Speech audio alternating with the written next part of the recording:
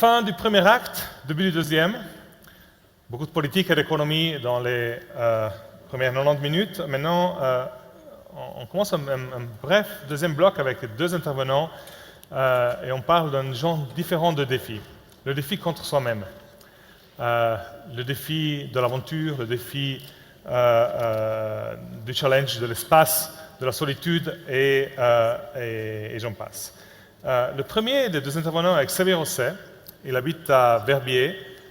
Il n'est pas là parce qu'il habite à Verbier, il est là parce que l'année passée, il a passé 300 jours tout seul sur une île du Pacifique, près de Tonga.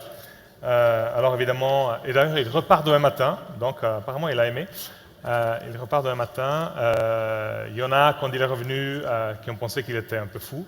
Il y en a qui ont trouvé ça, par contre, admirable de courage. Alors on leur a demandé de venir nous raconter son histoire, le défi contre soi, partir loin et partir seul pour revenir et mieux revenir. Xavier Rosset.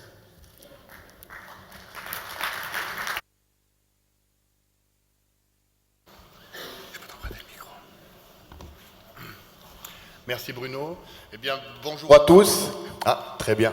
Bonjour à tous. La première question que, quand je suis rentré, qu'on me demandait, eh bien, c'était Xavier.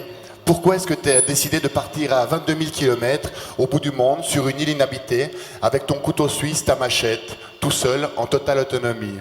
Eh bien, je pense que après 10 ans de snowboard professionnel, j'avais l'envie de me lancer un nouveau défi. J'avais l'envie de faire quelque chose que je ne connaissais pas. J'avais aussi l'envie de me donner du temps, de sortir un petit peu de ce système de consommation et puis de voir un petit peu qu'est-ce que je voulais faire, quelles étaient un peu mes motivations, où je voulais aller, où étaient mes limites et comment est-ce que je pourrais gentiment les repousser.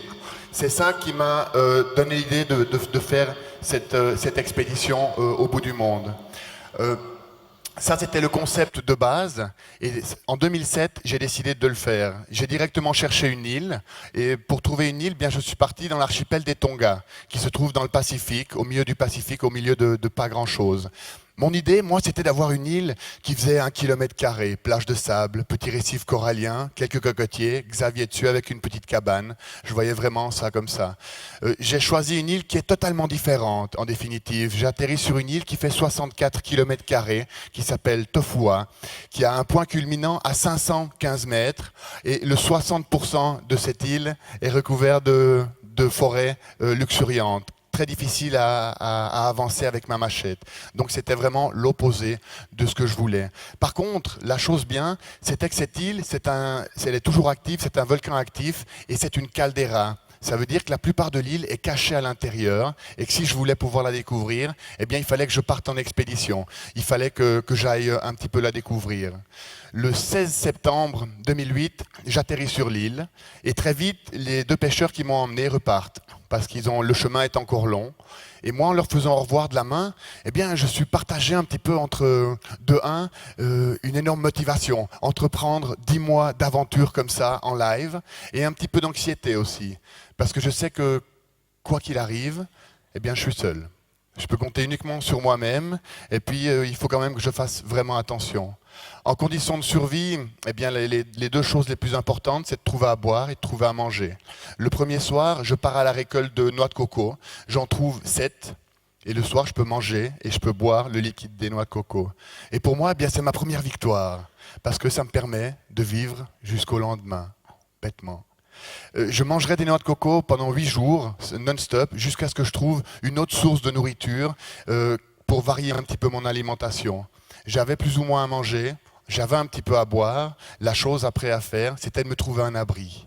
Je décide de construire une cabane que je vais faire en feuilles de noix de coco tressées, que je tresse, j'en tresse plus de 150, pour faire une petite cabane qui est assez rustique certes, mais elle me protège de la pluie. Et à partir de ce moment-là, eh bien j'ai une cabane. Et pendant que je construis ma cabane, 8 jours après mon arrivée sur l'île, je suis en train de construire ma cabane. C'est comme si on m'enlève la prise. Je m'assieds. Et puis je commence à pleurer.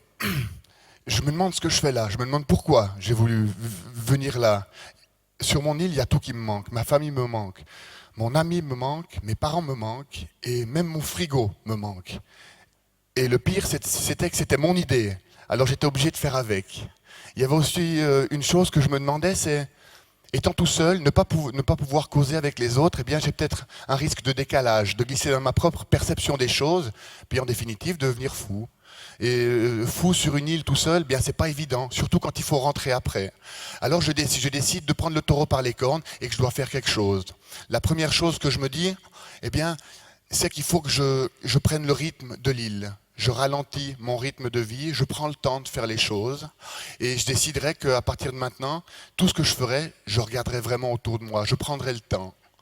Et du coup, eh bien, chaque fois que je m'aventure un petit peu dans la forêt, eh bien, je regarde. Ça m'a permis de trouver des mangues, ça m'a permis de trouver des oranges, plein de fruits différents qui me donnaient quelque chose de différent que le poisson et la noix de coco. Ça me donnait plus d'énergie et ça m'encourageait à explorer encore plus l'île. Et du coup, eh bien, en 10 mois, j'ai presque exploré les 64 km² de l'île, qui sont principalement en grand bouche. Et quand je trouvais des endroits sympas, eh bien, je m'arrêtais. Je me posais et puis j'écoutais. Il n'y a pas un bruit. Ici, il y a toujours du bruit. Là-bas, il n'y avait pas un bruit. Et j'avais vraiment l'impression de faire partie du moment, d'être ce moment. Et puis aussi, moi, ça me donnait un but, parce que j'avais quelque chose à faire pendant la journée. Je ne devais pas juste rester à ma cabane. Je partais en exploration. Et plus j'élargissais mon cercle, eh bien, je devais commencer à faire des marques sur les arbres pour savoir un petit peu où j'étais, commencer à me retrouver. Au début, je faisais juste une petite encoche. Après, gentiment, eh bien, je faisais un X. Et puis, plus j'arrivais à manier ma machette, et je faisais un XR. Après, j'ai passé de la machette au couteau et j'ai commencé à graver sur les arbres. J'ai l'impression que moi, ça m'aidait peut-être à exister aussi. Et puis c'était une certaine sorte de carte de visite, carte de passage. Et plus j'explorais, eh bien, je commençais à entendre des bruits de cochons sauvages. Et j'ai vu une fois un cochon sauvage. Et je me suis dit, s'il y a des cochons sur cette île, moi je vais en manger. Ça, c'est clair. Le lendemain, eh bien, je fais un trou dans le sol, je le cache, je mets un appât dessus et je repars. 3 jours après, je reviens. Et à ma grande surprise, eh bien, le piège est déclenché. Je m'approche et je vois qu'il y a un cochon dans le trou. Et moi, c'est la plus grande, c'est une satisfaction énorme, sauf que le cochon, il ressemble à ça. Il fait moins d'1 kilo, il est tout petit et je ne peux pas le manger, il n'y a pas de viande. Je décide de le prendre à mon camp, de l'engraisser et je le mangerai dans 3 mois. Pas de problème. Et 1 semaine après, eh bien, ce petit cochon, j'ai dû le nourrir au début, moi, parce qu'elle était trop petite. Eh bien, je m'y suis attaché, et elle aussi s'est attachée à moi, c'est devenu mon amie. Elle me suivait partout, elle ne me quittait pas d'une semelle, elle voulait toujours dormir sur ma tête, et puis, eh bien, elle m'a donné énormément de joie. Et pour ça, je la remercie énormément, parce que être tout seul, c'est pas évident. Eh bien, ce petit cochon m'a donné des moments extraordinaires. Sur mon île, j'ai pas eu que des moments super sympas. Il n'y a pas que du pour et du contre. Il y a aussi eu des moments qui ont mis mon courage assez à rude épreuve. J'avais avec moi un téléphone satellite pour 2 raisons. La première, pour mettre à jour le site internet via un Combox, pour faire rêver un petit peu les gens derrière leur ordinateur le lundi matin, avec un petit message audio via un Combox. Et la deuxième raison, un petit peu plus importante, c'était pour pouvoir appeler mon médecin en cas de problème. J'avais une petite trousse de secours aussi avec moi. Et ce médecin, eh bien, je l'ai appelé 2 fois. Une fois en septembre, c'était pas grave, infection bénigne, et une deuxième fois au mois de février. J'avais une énorme infection qui s'est déclarée au niveau du petit doigt. Mon petit doigt était tout mauve et je ne pouvais rien faire, je ne pouvais plus dormir. J'avais un mal de chien, comme on dit, et je l'appelle. Et lui, au téléphone, il me dit calmement, en Suisse, on ouvre, on nettoie, on referme. Je lui dis, d'accord. Et moi, je fais quoi? Il dit, tu fais ça.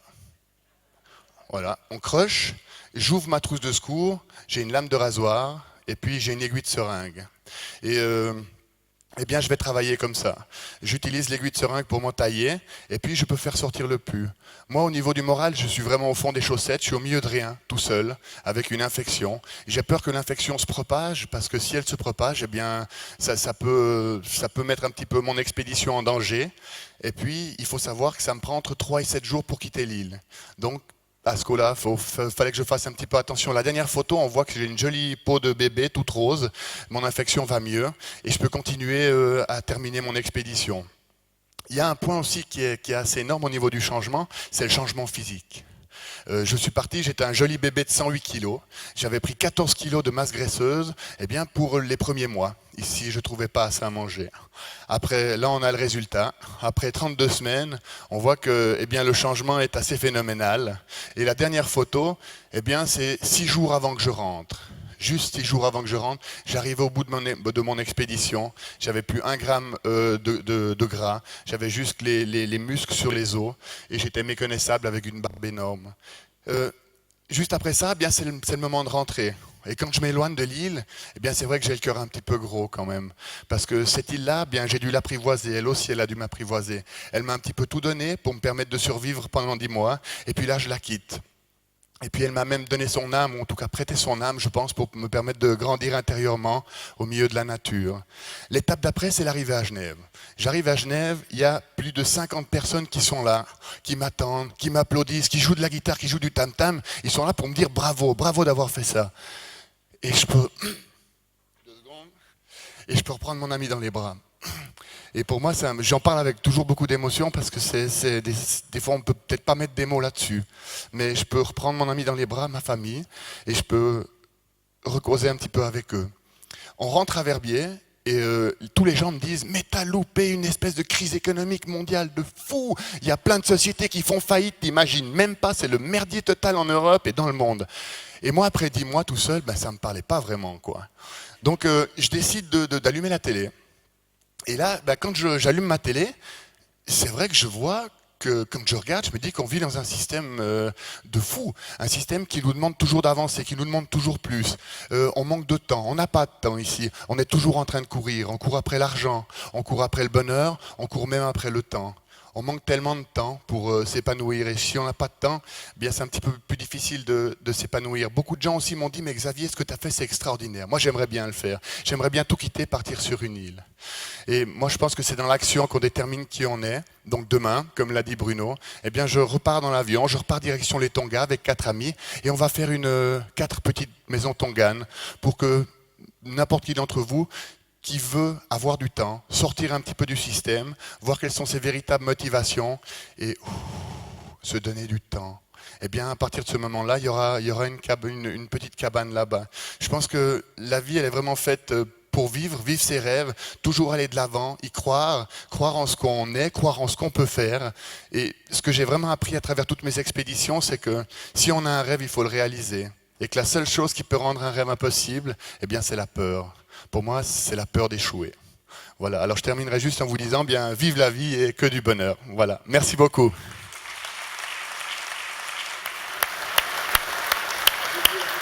Pas grave. Merci. Merci beaucoup. Merci. Merci Xavier. Merci. Merci. Merci. Merci.